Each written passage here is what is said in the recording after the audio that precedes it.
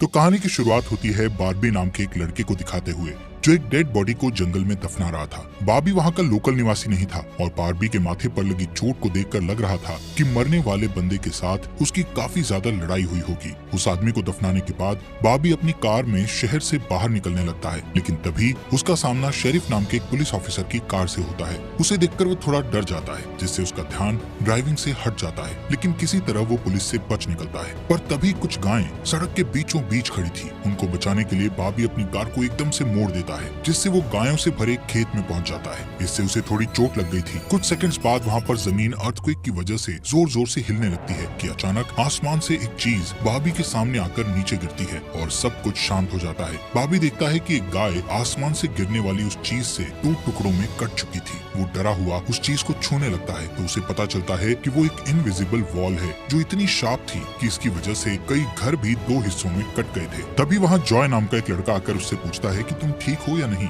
वो भी उस इनविजिबल दीवार को देखकर शॉक रह जाता है। दूसरी तरफ शेरिफ और लिंडा को खबर मिलती है कि उस पूरे टाउन की पावर सप्लाई कट गई है, फोन लाइंस बंद हो गई हैं और इंटरनेट भी काम नहीं कर रहा है। यहाँ तक कि सारे सैटेलाइट कनेक्शंस भी काम करना बंद कर गए थे। तभी शहर के ऊपर से उड़ रहा एक प्लेन उस इनविजिबल वॉल से टकराकर क्रैश हो जाता है, जिसे देखकर लोग और भी ज्यादा घबरा गए थे। और ये बात कंफर्म हो जाती है कि ये सिर्फ एक इनविजिबल दीवार नहीं, बल्कि एक राउंड शेप डोम यानी गुम्बद है, जिसने आधे शहर को कवर कर लिया है। वहीं दूसरी साइड हम एक रेडियो स्टेशन पर फिल और उसकी असिस्टेंट डूडी को देखते हैं, जो सिग्नल लाने की कोशिश कर रहे थे। वो दोनों थोड़ा कंफ्यूज थे कि अचानक सिग्नल क्यों चला गया। यहाँ पर फिल को लगता है कि ये अच्छा मौका है उनकी रेडियो रेटिंग्स को हाई करने का, इसलिए वो दोनों सिग्नल को ठीक करने में लग जाते हैं। वहीं एक फायर ट्रक डोम की दूसरी तरफ से आ रहा था, जिसे देख बार्बी ट्रक वाले को इस इनविजिबल वॉल की तरफ इशारा करता हुआ उसे रुकवाकर क्रैश होने से बचा लेता है। थोड़ी देर बाद वहाँ इन्वेस्टिगेशन करने के लिए कुछ पुलिस वाले आते हैं, पर इस इनविजिबल डोम को समझना उनके बस की बात नहीं थी। उसी समय वहाँ पर एक शहर का काउंसिलमैन, जिसका नाम बिग जिम था, वो भी पहुँच जाता है, लेकिन उसे भी इस डोम के बारे में कुछ भी समझ नहीं आता। यहाँ पर पुलिस को इन्फॉर्मेशन मिलती है कि उस शहर की तरफ आने वाले सभी रास्तों को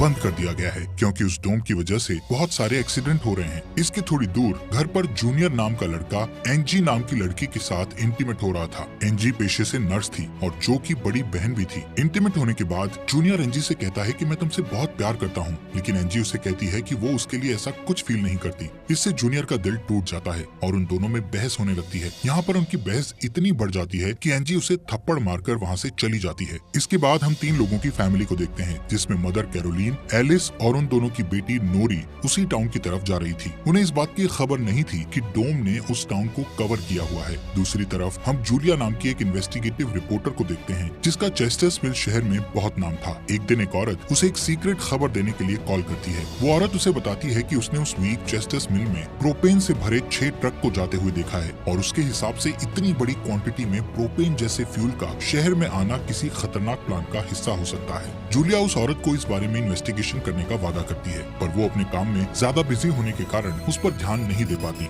वहीं बिग जिम रेडियो स्टेशन जाकर इमरजेंसी की अनाउंसमेंट करता है। कैरोलीन, जो एलिस और नॉरी के साथ शहर में आ रही थी, ये अनाउंसमेंट सुन लेती है, पर उन्हें लगता है कि ये किसी तरह का एडवर्टीजमेंट है, इसलिए वो इस अनाउंसमेंट पर ध्यान नहीं देती और उनकी कार डोम से टकराते टकराते बचती है, क्योंकि उससे पहले दूसरी तरफ से आ रहा एक ट्रक डोम से टकराकर क्रैश हो जाता है, जिसे देखकर वो तुरंत अपनी कार की ब्रेक लगा देती है। इतने बड़े इंसिडेंट को देखकर नॉरी के दौरे पड़ने लगते हैं, जिससे वो बेहोश हो जाती है, लेकिन बेहोश होने से पहले वो किसी पिंक स्टार के बारे में कहती है। अब यहाँ से नोरी को जल्दी से हॉस्पिटल में ले जाया जाता है, जो कि टाउन में होने वाली घटनाओं से घायल हुए लोगों से भरा पड़ा था। वहीं जूलिया और बार्बी घायल हुए लोगों को हॉस्पिटल ला रहे थे। इसी हॉस्पिटल में जूलिया का हस्बैंड भी डॉक्टर था। वो उससे मिलने जाती है, लेकिन उस वक्त उसका हस्बैंड हॉस्पिटल में नहीं था। हॉस्पिटल में जूलिया को पता चलता है कि उसका हस्बैंड संडे को कभी काम नहीं करता था, पर वो जूलिया को हमेशा झूठ बोलता आ रहा था। हॉस्पिटल के बाहर हम बार्बी और एंजी को मिलते हुए देखते हैं। दोनों को साथ देखकर जूनियर के अंदर एक अलग सी जलन पैदा होती है। वहीं अब टाउन के बॉर्डर्स को सैनिकों द्वारा सील कर दिया जाता है। बहुत सारे साइंटिस्ट और एक्सपर्ट्स को भी इस अजीब व गरीब मुसीबत का असल कारण नहीं पता चलता, पर कुछ घंटों बाद बिग जिम प्रोपेन के बारे में बात करने के लिए शेरिफ से मिलता है। यहाँ पर उनकी बातों से हमें पता चलता है कि उनको इस डोम के बारे में पहले से थोड़ा बहुत पता था, पर वो इस पर खुलकर बात नहीं कर रहे थे। वहीं बार्बी को उस टाउन में एक दिन के लिए रुकना था, पर उसके पास ठहरने के लिए कोई जगह नहीं थी, इसलिए वो अपनी कार में ही रात बिताने का फैसला करता है। तभी जूनियर उसके पास आता है और उसे एंजी से दूर रहने को कहता है। धीरे धीरे उसकी बात धमकी में बदल जाती है। बॉबी हैरान होता है कि आखिर उसकी गलती क्या है। इसी बीच वहाँ जूलिया आ जाती है, जिससे वो झगड़ना बंद कर देते हैं। यहाँ से सीन शिफ्ट होता है और हम देखते हैं कि टाउन के ऐसे हालात से लापरवाह होकर एक जगह कुछ टीनेजर्स पार्टी कर रहे थे। इनमें जॉय भी था। जॉय एक लड़के से वहाँ के हालात पर बात करने लगता है, लेकिन अचानक जॉय को दौरा पड़ने लगता है और वो पिंक स्टार के बारे में बोलने लगता है, जैसे कि पहले नॉरी ने बोला था। वहीं जॉय की बहन एंजी घर पर अकेली होती है। तभी अचानक उसके घर में जूनियर घुसकर उसको किडनैप करके अपने फादर के टूटे फूटे शेल्टर में ले जाता है। यहाँ पर वो उसे बताता है कि मुझे पता है शहर को कवर किए इस डोम के बारे में। यहाँ पर एंजी को उससे ये भी पता चलता है कि बिग जिम ही जूनियर का फादर है। जूनियर एंजी को ये भी बताता है कि उसके फादर अपनी फैमिली की सुरक्षा को लेकर हमेशा चिंतित रहते थे, इसलिए उन्होंने फैमिली के लिए ये शेल्टर बनाया था। वहीं दूसरी साइड जूलिया बॉबी को अपने घर में ठहरने के लिए लाती है। तभी अचानक बॉबी की नजर उसके हस्बैंड की फोटो पर पड़ती है और उसे रियलाइज होता है कि ये वही आदमी है जिसे उसने सुबह मारा था। दूसरी तरफ लिंडा और शेरिफ सभी व्हीकल्स पर नजर रख रहे थे ताकि कोई भी गलती से इस डोम से न टकरा जाए। तभी अचानक शेरिफ को अटैक आ जाता है और वो वहीं पर मर जाता है। अब यहाँ से हमें सुबह की घटना फ्लैशबैक में दिखाई जाती है, जहाँ बॉबी टाउन में जूलिया के हस्बैंड जो डॉक्टर थे उनसे मिलने आया था। वो उनसे कुछ पेमेंट की बात करता है और डॉक्टर उसे पेमेंट देने से इनकार कर देता है, जिस वजह से उन दोनों में झगड़ा हो जाता है और एक्सीडेंटली बॉबी उसे गोली मार देता है। बॉबी जानता था कि भले ही उसने उसे गलती से मारा है, पर उसे इसकी सजा मिलेगी और इससे बचने के लिए उसने उसकी बॉडी को जंगल में दफना दिया। वहीं प्रेजेंट में सुबह उठकर बार्बी देखता है कि उसके गले की चेन गायब है, तो वो जूलिया से इसके बारे में पूछता है। जूलिया उससे कहती है कि वो उसकी चेन को ढूंढकर उसे दे देगी, पर तभी बॉबी को याद आता है कि वो चेन उस केबिन में ही गिर गया था जहाँ उसने उसके पति को मारा था। उधर जॉय अपने फ्रेंड बेन के साथ था, जिसने पिछली रात सीजर के वक्त उसकी मदद की थी। बेन जॉय से पिंक स्टार के बारे में पूछता है, जो उसने रात को दौरा पड़ते वक्त कहा था, लेकिन जॉय को उसके बारे में कुछ भी याद नहीं आ रहा था। वहीं रेडियो स्टेशन में डोडी एक स्पेशल डिवाइस की मदद से डोम के बाहर वाले लोगों से कांटेक्ट करने में सक्सेसफुल हो जाती है। वो सोल्जर्स को आपस में बात करते हुए सुन सकती थी, पर वो उनसे कुछ नहीं कहती। वहाँ सोल्जर्स भी कंफ्यूज थे कि आखिर ये इनविजिबल वॉल क्या है। दूसरी तरफ बिग जिम रेस्टोरेंट में बैठा ब्रेकफास्ट कर रहा होता है कि लिंडा वहाँ आकर उसे शेरिफ के मरने की खबर सुनाती है, जिससे वो लोग तुरंत बंकर में डेड बॉडीज को दफनाने वाले के पास जाते हैं, जिसका नाम लेस्टर था। उधर एंजी शेल्टर में किसी को मदद के लिए बुलाने की पूरी कोशिश करती है, पर वो कामयाब नहीं होती। तभी जॉय वहाँ आता है और उसे चेन के जरिए बेड से बांध देता है। वहीं बिग जिम लेस्टर को अपने साथ लेकर आता है, जो कि शेरिफ का ही दोस्त था। शेरिफ की मौत से वो बहुत दुखी और परेशान हो जाता है। जब लिंडा उनके आसपास नहीं होती, तब वो और बिग जिम पिछले महीने होने वाले प्रोपेन के इंपोर्ट के बारे में बात करते हैं कि प्रोपेन के इंपोर्ट में उन तीनों का ही हाथ था और उन्होंने टाउन वालों से ये बात छुपाई थी। शेरिफ की मौत से ये कंफर्म हो गया था कि वो उनकी इन्वॉल्वमेंट के बारे में किसी को कुछ नहीं बता पाएगा, जो कि उनके लिए अच्छी खबर भी थी। उसी दिन बाद में लिंडा पुलिस स्टेशन आती है तो देखती है कि बिग जिम शेरिफ के ऑफिस में कुछ ढूंढ रहा है। लिंडा के पूछने पर जिम उसे कहता है कि वो वहाँ शेरिफ की वसीयत के पेपर्स ढूंढ रहा है, लेकिन असल में वो वहाँ प्रोपेन के इंपोर्ट से जुड़े पेपर्स को ढूंढने आया था, जो उसे और लेस्टर को परेशानी में डाल सकते थे। वो तुरंत बाहर आकर शेरिफ को बताता है कि मुझे लगता है वो पेपर शेरिफ के घर में होंगे, जिन्हें लाने के लिए वो लेस्टर को तुरंत उसके घर भेजता है। इसी बीच जूलिया जल्दी से रेडियो स्टेशन पर डोडी के पास जाती है, जहाँ वो देखती है कि वो लोग डिवाइस के जरिए डोम के बाहर खड़े सैनिकों की बातचीत सुन सकते हैं। उनकी बात सुनने पर जूलिया को पता चलता है कि वो लोग जमीन खोदकर डोम को बाहर निकालने की कोशिश कर रहे हैं, पर वो इस काम में कामयाब नहीं हो पा रहे हैं। इसके बाद जूलिया रेडियो के जरिए पूरे टाउन में डोम वाली खबर को फैला देती है, जिससे लोगों में डर पैदा हो जाता है और लोग घबरा जाते हैं। वहीं जॉय और बेन बॉर्डर के पास साइंटिस्ट को अपना काम करते हुए देखते हैं। साइंटिस्ट ये देखते हैं कि डोम के ऊपर पानी का क्या असर होता है, पर उन्हें ज्यादा कुछ समझ नहीं आ रहा था, जिससे वो किसी नतीजे पर नहीं पहुंच पाते। वहीं जॉय देखता है कि ये डोम एक छलनी की तरह है। वो बेन से बताता है कि इस डोम में से बिल्कुल मामूली सा पानी आर पार जा सकता है। दूसरी ओर बार्बी अपनी चेन ढूंढने जूलिया के हस्बैंड डॉक्टर के केबिन में जाता है। वहाँ उसे उसका चेन मिल जाता है, पर तभी जूनियर वहाँ आकर उसे देख लेता है। जूनियर उससे पूछता है कि क्या तुम एंजी के साथ सोए थे। यहाँ पर बार्बी को लगता है कि शायद उसने उसे चेन ढूंढते हुए देख लिया है और इसीलिए वो जूनियर को ऐसे ही वहाँ से जाने नहीं दे सकता था, इसलिए वो जूनियर को बहुत बुरी तरह से पीटने लगता है। वहीं हम देखते हैं कि लेस्टर शेरिफ के घर पहुंचकर प्रोपेन इंपोर्ट के पेपर्स को ढूंढने लगता है। कुछ टाइम बाद उसे वो पेपर्स ड्रॉवर में मिल जाते हैं, तभी वो उन्हें जला देता है। जब वो वहाँ से जाने लगता है तो उसका पैर लगने से पेपर्स की आग घर के पर्दों पर लग जाती है, जिससे आग की लपटें पूरे घर में फैल जाती हैं और पूरा घर जलने लगता है, जिसे देखकर जल्दी ही बहुत सारे लोग जमा हो जाते हैं और आग बुझाने की कोशिश करते हैं, पर फायर ट्रक के बिना आग बुझाना नामुमकिन था। अगर वो लोग घर को जलने देते तो डोम के अंदर का टेम्परेचर बहुत बढ़ जाता, जिससे लोगों की जानें भी जा सकती थी। इसलिए सब मिलकर आग बुझाने में लग जाते हैं। बॉबी लोगों को आग बुझाने में लीड करता है। तभी लिंडा को घर के अंदर से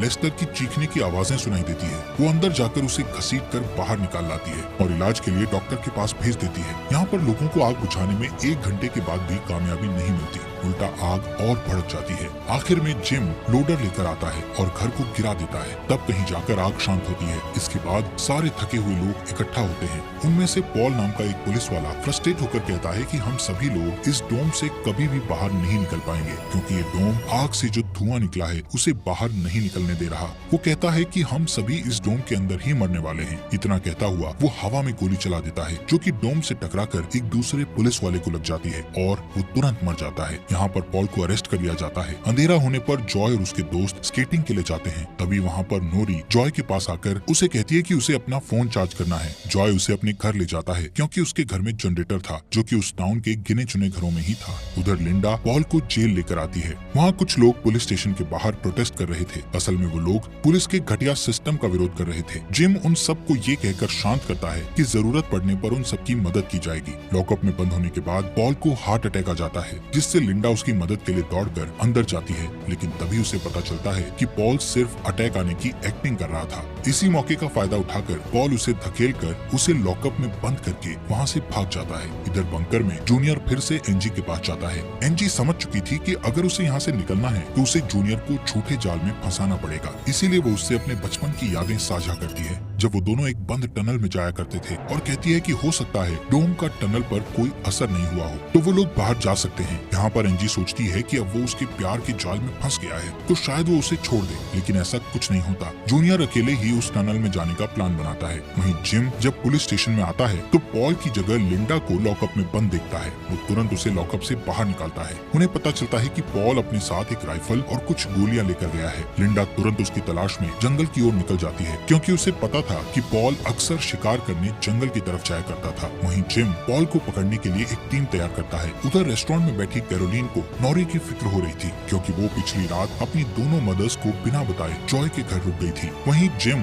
लोगों से पॉल को तलाश करने के लिए उसकी टीम ज्वाइन करने को कहता है। वो बॉबी से भी उनके साथ चलने को कहता है, क्योंकि वो आग बुझाने में अच्छा लीडर साबित हुआ था। इसके बाद वो लोग जंगल में जाने लगते हैं। रास्ते में बार्बी अपनी खूबियां दिखाता हुआ उनसे कहता है कि वो मिलिट्री में भी रह चुका है। वहीं दूसरी ओर जूलिया जूनियर को टनल की तरफ जाते हुए देखती है। वो उसे रोककर पूछती है कि वो बैग पैक करके कहाँ जा रहा है, लेकिन जूनियर बहुत जल्दी में था और वो नर्वस भी था। वो कहता है कि मैं बस यहीं पास में अपने दोस्त से मिलने जा रहा हूँ। इससे जूलिया का शक उस पर और भी बढ़ जाता है और वो उसका पीछा करती हुई टनल तक पहुँच जाती है। उधर जॉय के घर पर जॉय और नॉरी साथ में नाश्ता कर रहे थे। जॉय पहले कभी किसी लड़की के साथ अकेला नहीं रहा था, इसलिए थोड़ा नर्वस फील कर रहा था, जबकि नॉरी कॉन्फिडेंट थी और बातचीत में भी हाजिर जवाब थी। तभी बेन और 2 लड़कियों को अपने साथ लेकर उसके घर आ जाता है, जिन्हें फोन चार्ज करना था। उन्हें इम्प्रेस करने के लिए बेन को जनरेटर यूज करना था, जिसके लिए जॉय बेन को थोड़ी बेदिली से इजाजत दे देता है, क्योंकि उस टाउन में जनरेटर एक बहुत काम की चीज थी और इस तरह उसका मिसयूज करना उसे सही नहीं लग रहा था।